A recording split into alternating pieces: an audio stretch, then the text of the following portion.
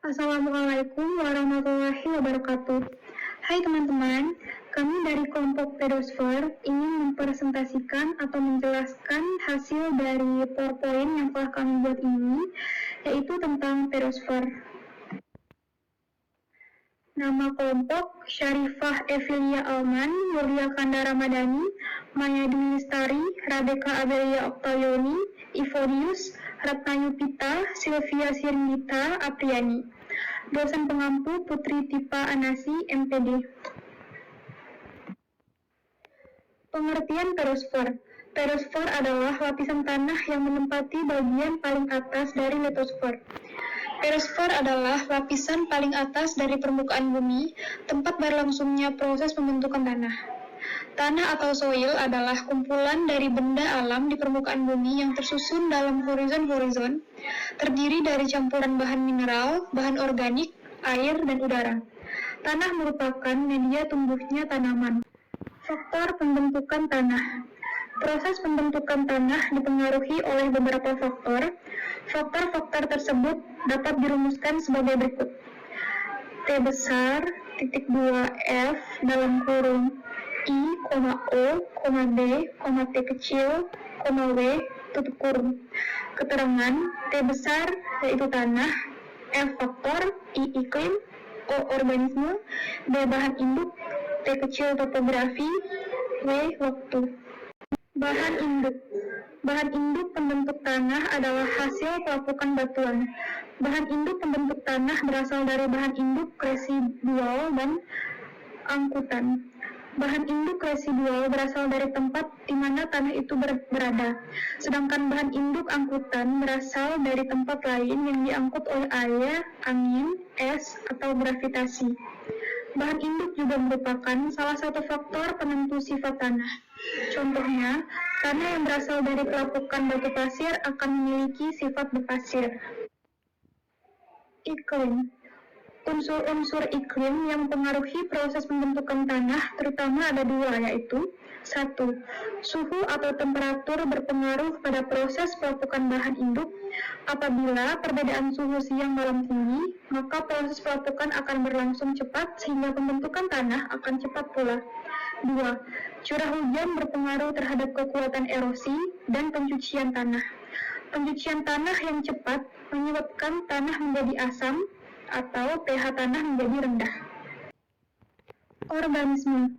Aktivitas hewan dan tumbuhan serta dekomposisi sisa jasad hewan dan tumbuhan turut mempengaruhi pembentukan tanah. Contohnya, mikroorganisme juga membantu pembentukan tanah dengan menguraikan materi organik dan melarutkan mineral. Hewan-hewan penggali lubang yang tinggal di dalam tanah mempengaruhi kondisi perlapisan tanah. Topografi. Topografi atau bentuk muka bumi terkait dengan keberadaan air dan suhu.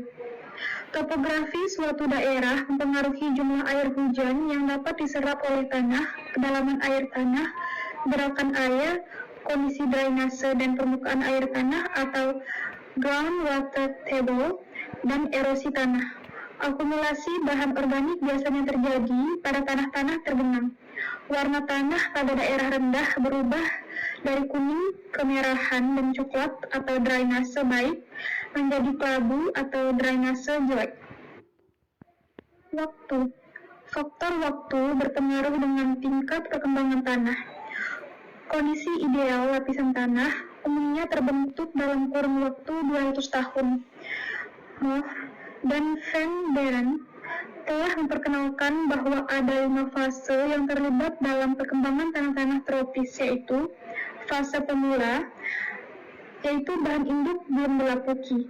Fase juvenil, yaitu pelapukan mulai terjadi, namun sebagian besar bahan aslinya belum dilapuki. Fase viril, yaitu kebanyakan mineral mulai pecah-pecah, kandungan liat meningkat, dan pelapukan masih berjalan lambat.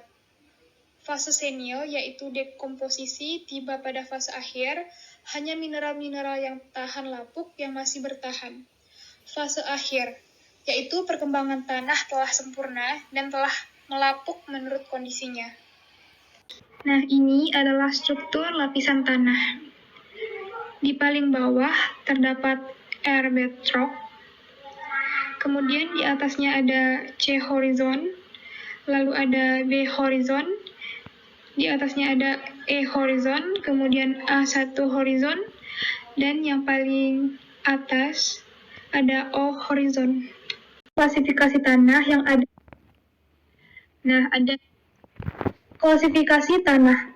Ada berbagai sistem klasifikasi tanah yang ada di dunia, tetapi ada dua sistem yang terkenal dan diterapkan secara luas, yaitu 1. Sistem klasifikasi tanah USDA atau dikenal dengan Soil Taxonomy. 2. Sistem FAO atau UNESCO yang dikenal dengan sistem World Reference Base for Soil atau WRB. 3. Sistem klasifikasi tanah Indonesia lebih dikenal dengan nama sistem LPT atau Puspetan yang didasarkan pada sistem USDA lama. Nah, ada beberapa jenis tanah. Yang pertama ada tanah aluvial, kemudian ada tanah andosol, entisol, grumosol, humus, inseptisol, laterit, latosol, litosol, kapur, mergel, organosol, pasir, potsol, dan juga ada potzolit. Nah, kemudian yang pertama kita akan bahas jenis tanah aluvial. Nah, tanah aluvial ini merupakan jenis tanah yang terjadi karena endapan lumpur biasanya yang terbawa karena aliran sungai. Tanah ini sangat subur, sehingga cocok untuk pertanian. Nah, yang kedua ada jenis tanah andosol. Tanah andosol ini merupakan salah satu jenis tanah vulkanik di mana terbentuk karena adanya proses vulkanisme pada gunung berapi. Tanah ini sangat subur dan baik untuk tanaman. Nah, kemudian ada jenis tanah entisol. Tanah entisol ini merupakan pelapukan dari material yang dikeluarkan oleh letusan gunung berapi seperti debu, pasir, lahar, dan juga lapilli. Selanjutnya ada jenis tanah grumosol. Tanah grumosol terbentuk dari pelapukan batuan kapur dan tufa vulkanik. Kandungan organik di dalamnya ini rendah karena dari batuan kapur, jadi dapat disimpulkan tanah ini tidak subur dan tidak cocok untuk ditanami tanaman. Terus ada jenis tanah humus. Tanah humus ini merupakan tanah yang terbentuk dari pelapukan tumbuh-tumbuhan, mengandung banyak unsur hara dan mineral, dan sangat subur. Selanjutnya ada tanah jenis inseptisol. Inseptisol terbentuk dari batuan sedimen atau metamorf dengan warna agak kecoklatan dan kehitaman serta campuran yang agak keabu-abuan. Tanah ini juga dapat menopang pembentukan hutan yang asri. Jenis tanah laterit. Tanah laterit ini memiliki warna merah bata dan karena mengandung banyak zat besi dan aluminium. Di Indonesia sendiri, tanah ini sepertinya cukup familiar di berbagai daerah, terutama di daerah desa dan perkampungan. Selanjutnya, tanah latosol. Jenis tanah latosol ini juga salah satu yang terdapat di Indonesia. Tanah ini terbentuk dari pelapukan batuan sedimen dan metamorf. Jenis tanah litosol. Tanah litosol ini merupakan tanah yang baru mengalami perkembangan dan merupakan tanah yang masih muda, terbentuk dari adanya perubahan iklim, topografi, dan adanya vulkanisme. Jenis tanah kapur. Tanah kapur berasal dari batuan kapur yang mengalami pelapukan. Jenis tanah mergel. Hampir sama dengan tanah kapur, jenis tanah ini juga berasal dari kapur, namun dicampur dengan berbagai bahan lainnya. Yang membedakan adalah ia lebih mirip seperti pasir.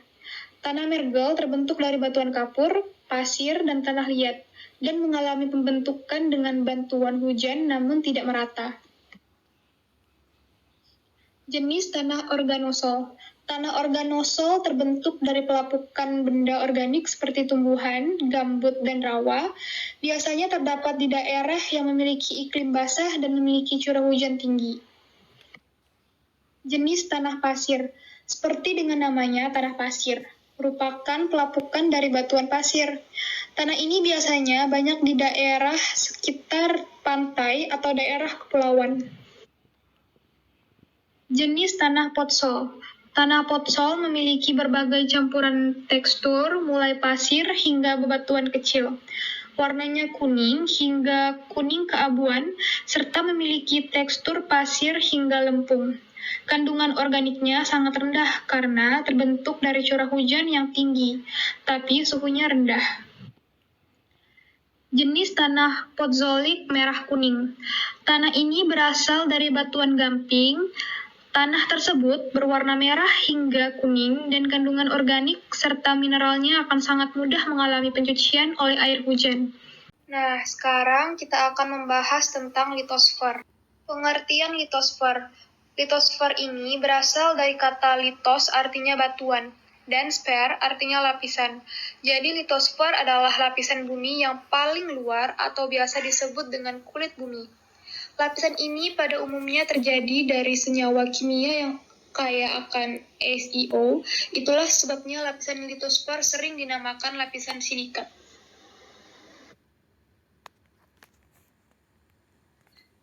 Litosfer ini memiliki ketebalan rata-rata 30 km dan terdiri atas dua bagian, yaitu yang pertama ada litosfer atas, merupakan daratan, kira-kira 35% atau 1/3 bagian. Yang kedua ada litosfer bawah, merupakan lautan, kira-kira 65% atau 2/3 bagian. Dua batuan pembentuk litosfer. Litosfer tersusun dari 3 macam batuan, yaitu batuan beku, sedimen, dan metamorf atau malihan. Proses terbentuknya ketiga macam batuan tersebut berbeda-beda. Induk dari ketiga macam batuan adalah magma. Magma ialah larutan silikat yang cair dan pijar yang terdapat di dalam bumi. Pada suatu waktu,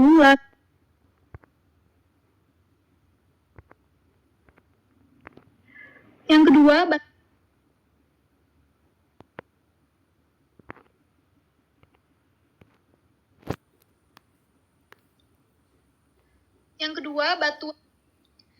batuan beku atau igneous rock. Batuan beku adalah batuan yang terbentuk dari magma pijar yang membeku menjadi padat.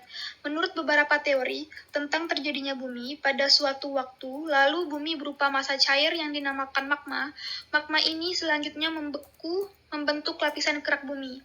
Dan sebagian besar batuan kerak bumi menjadi jenis batuan beku. Pada kenyataannya, 80% batuan yang menyusun batuan kerak bumi adalah batuan beku. Berdasarkan tempat terbentuknya magma beku, batuan beku dibagi menjadi 3 macam. Nah, yang pertama ada batuan beku dalam atau plutonik atau abisik, yang kedua ada batuan beku gang atau korok, yang ketiga ada batuan beku luar atau lelehan. Nah, yang keempat ini ada batuan sedimen atau sedimentary rock, yang kelima ada batuan malihan atau metamorphic rock, plutonik atau abisik. Nah, yang pertama batuan beku dalam atau plutonik atau abisik. Batuan beku dalam terjadi dari pembekuan magma yang berlangsung perlahan-lahan ketika masih berada jauh di dalam kulit bumi. Contoh batuan beku dalam adalah granit, biotit, dan gobro. Yang kedua ada batuan beku gang atau korok. Batuan beku korok terjadi dari magma yang membeku di lorong antara sarang magma dan permukaan bumi. Magma yang meresap di antara lapisan-lapisan litosfer mengalami proses pembekuan yang berlangsung lebih cepat, sehingga kristal mineral yang terbentuk tidak semua besar. Campuran kristal mineral yang besarnya tidak sama merupakan ciri batuan beku korok. Yang ketiga ada batuan beku luar atau lelehan. Batuan beku luar atau batuan beku lelehan terjadi dari sebagian magma yang membeku setelah sampai di permukaan bumi. Contoh batuan beku luar adalah basalt, diorit, andesit, obsidin, skoria, dan bamis atau batu apung. Yang keempat ada batuan sedimen atau sedimentary rock. Batuan beku yang telah terbentuk pada permukaan bumi mengalami pelapukan. Bagian-bagian yang lepas diangkut oleh aliran air, angin, atau cairan gletser, dan kemudian diendapkan. Endapan tersebut disebut sedimen dan masih lunak. Karena proses diagnesis, Sedimen menjadi keras dan disebut batuan sedimen. Yang terakhir, kelima, adalah batuan malihan atau metamorphic rock. Batuan malihan terbentuk karena adanya penambahan suhu atau penambahan tekanan yang terjadi secara bersamaan pada batuan sedimen. Contoh batuan malihan adalah marmer dari batu kapur dan antrasit dari batu bara. Sekian dari penjelasan tersebut. Jika ada yang salah ataupun teman-teman masih bingung dan ada yang ingin ditanyakan, silahkan ditanyakan dan mari kita diskusikan bersama. Maaf dan terima kasih dari kami. Wabillahi taufiq wal hidayah. Wassalamualaikum warahmatullahi wabarakatuh.